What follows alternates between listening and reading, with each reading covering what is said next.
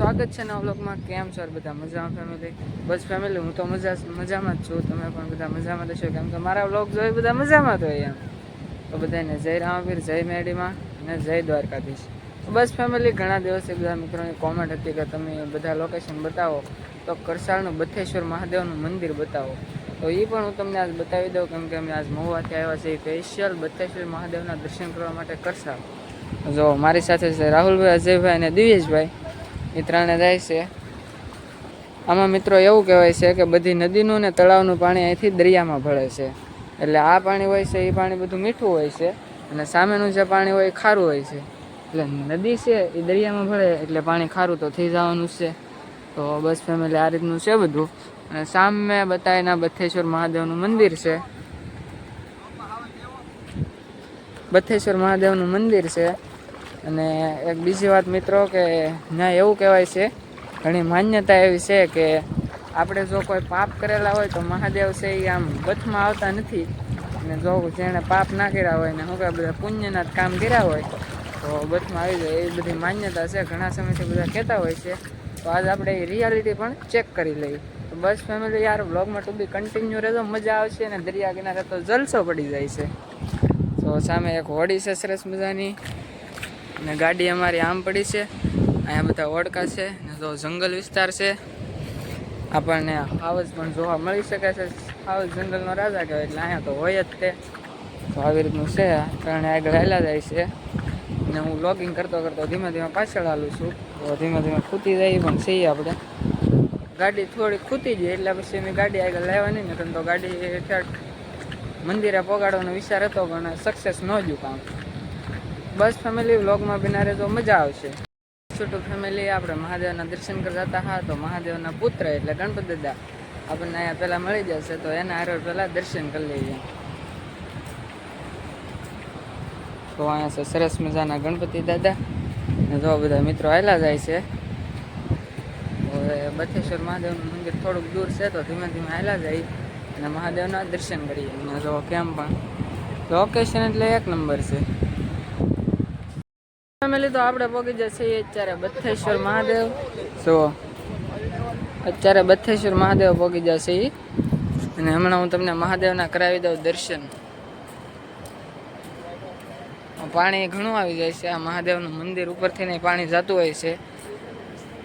તમારા બધાના નસીબ અને મારા નસીબ, આપણા બધાના નસીબ સારા છે કે આપણને બથેશ્વર મહાદેવના દર્શન કરવા મળ્યા. તો બધા કમેન્ટમાં લખી નાખજો, જય બથેશ્વર મહાદેવ.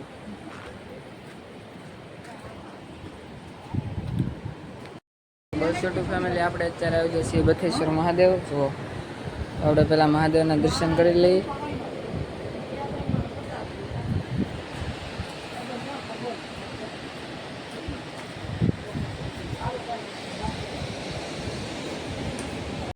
તો યુટ્યુબ ફેમિલી, આ બથેશ્વર મહાદેવનો ઇતિહાસ એ ટાઈપનો છે કંઈક. અહીંયા કોઈ માણસ દ્વારા કે કોઈ દ્વારા અહીંયા મહાદેવની સ્થાપના કરવામાં નથી આવી, પણ 5 પાંડવો જ્યારે ફરતા હતા વનમાં, ત્યારે મહાદેવની સ્થાપના કરવામાં આવેલી છે. પણ કોઈએ બનાવેલો અને અહીંયા શું કહે મૂકેલો એ રીતનું નથી, પણ આ સ્તંભ છે એ દરિયામાં તણાઈને આવ્યો હતો, અને પછી એના રીતે ઓલું કરેલું છે સ્તંભનું નિર્માણ. બાકી સ્તંભ કોઈના દ્વારા મૂકવામાં આવ્યો કે એવું કાંઈ નથી કે નિશાની મળે આપણને, એવું કાંઈ નથી. પણ આ સ્તંભ દરિયામાં તણાઈને આવ્યો હતો, અને આ મહાદેવની સ્થાપના પાંડવો દ્વારા કરવામાં આવેલી છે. બથેશ્વર મહાદેવ, તમે કદાચ કરસાળ આવો તો અવશ્ય બથેશ્વર મહાદેવના દર્શન કરશો, મજા આવશે તમને. ફેમિલી, દરિયા કિનારો છે એટલે અહીંયા આર્મીવાળા અને બીજી બધી ભરતી હોય, પોલીસ કોન્સ્ટેબલની એની તૈયારી કરવા માટે બધા વિદ્યાર્થીઓ આવતા હોય છે, કેમ કે દરિયાનો ખુલ્લો સટ છે એટલે દોડવાની પણ મજા આવે. અને કરસાળ ગામના ઘણા આવતા હોય તો એ જરાક મને કમેન્ટ કરી દેજો. હવે આ બધા મિત્રો દરિયા તરફ જાય છે, તો હું પણ દરિયા તરફ જાઉં. અને સામે છે હોડું, એ ભાઈબંધનું કંઈક હોડું છે, પણ ભાઈ ગામમાં છે એટલે ભાઈ આવી શકે તેમ નથી. તો જો અમારે ભાઈ આવેલા આવે છે.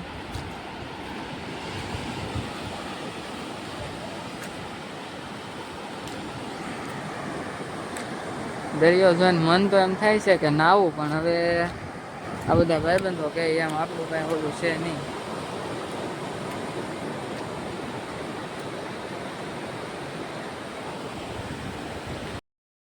આપણે દરિયા કિનારે ઘણા બધા ફોટા પાડ્યા અને ઘણા રીલ બનાવ્યા અને થોડાક વિડીયો ક્રિએટ કર્યા છે. તો અજયભાઈએ પણ ઘણા વિડીયો બનાવતા અને ઇન્સ્ટા આઈડી ચેક કરી લેજો, એમાં પણ વિડીયો આવી જશે અને મારી આઈડીમાં પણ વિડીયો આવી જશે.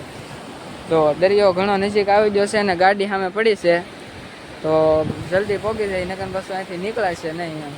ને જો મેં તમને કીધું હતું ને, આર્મીવાળા ને કોન્સ્ટેબલવાળા જો દોડવા માટે તૈયારી કરવા માટે આવે છે અહીંયા રનિંગની. ફેમિલી તો ઘણા બધા રીલ ને ફોટા ને એવું પાડી લીધું ને જો ભાજી છે. શું કેવું છે ભાઈ, ભાગવું કે? તો બસ ભાજી તો એટલું ફેમિલી જો આપણી ગાડી સામે પડી છે, તો બસ નીકળ્યા ધીમે ધીમે. કેવો લાગ્યું તમને બથેશ્વરનો દરિયા કિનારો? મજા આવી કે ફેમિલી? જરાક તમારી કમેન્ટ કરી દેજો. તો બથેશ્વર મહાદેવથી આવી જશે પાછા રૂમે અને હાવ થાકી જશે, તો જમી કરીને પછી ભૂલી જાય. તો બસ યુટ્યુબ ફેમિલી આજનો વ્લોગ અહીંયા સુધીથી મજા તો લાઈક શેર અને સબસ્ક્રાઈબ કરી દેજો. હવે આપણે નેક્સ્ટ વિડીયો મળશું, ત્યાં સુધી બધાને જય રામ, જય મેડીમાં, બાય બાય. સબસ્ક્રાઈબ કરતા